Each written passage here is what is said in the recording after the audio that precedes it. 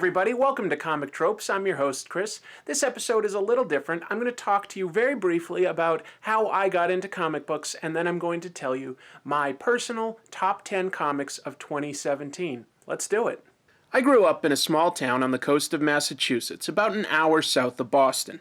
It's a modest fishing village, and it also has families with people that commute into the city. It's got nice beaches in the summer and nearby skiing in the winter. But there weren't a lot of entertainment options growing up. I used to enjoy reading and drawing to pass the time.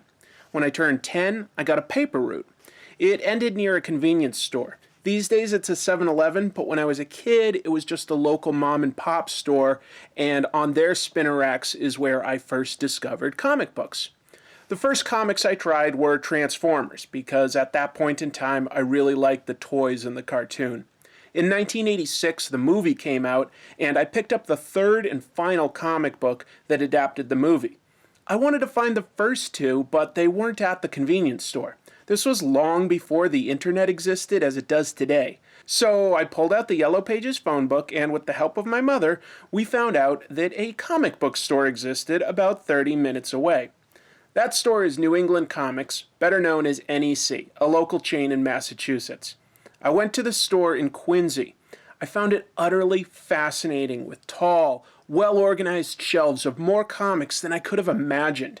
There were bright superheroes from Marvel and DC that I'd seen at the convenience store spinner racks, but there were also tons of indie comics and a few graphic novels.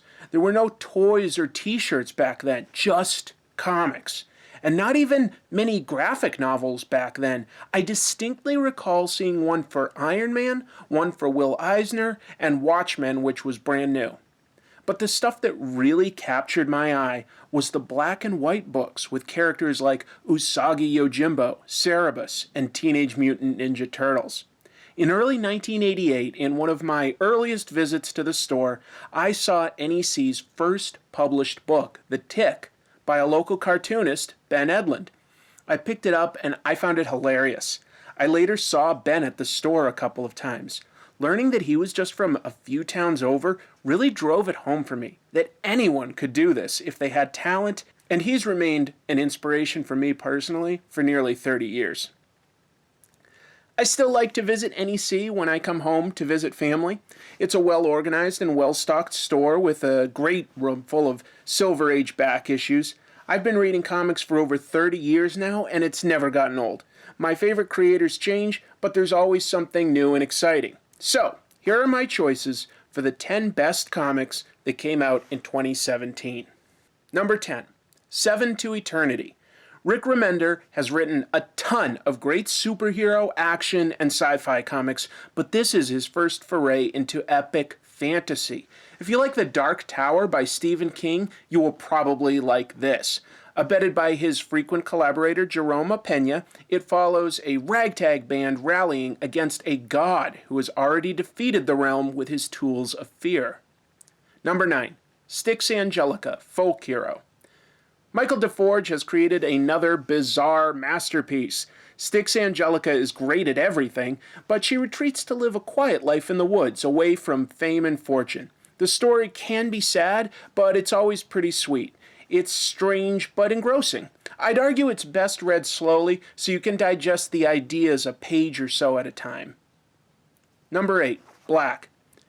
Issues 4 through 6 came out this year. Black is an anthology title by prominent black creators set in a world in which only black people have received superpowers. It takes a look at real issues our society faces, and it does so in a way that's engaging instead of preachy. There's a lot of passion here. Number 7, The Mighty Thor. Jason Aaron is taking Thor on the craziest, most epic run since Walt Simonson's in the 80s. This past year, Thor was forced into a contest against other gods, including the gods of the alien race, the Shi'ar. It's fun and cool. The stakes are both cosmic and super personal, as the mortal possessing Thor's powers is dying from cancer when not being Thor. Number 6, Southern Bastards. One of the best crime books on the shelves right now, with equal measures of love and hate for the South by two Southerners, Jason Aaron and Jason Latour.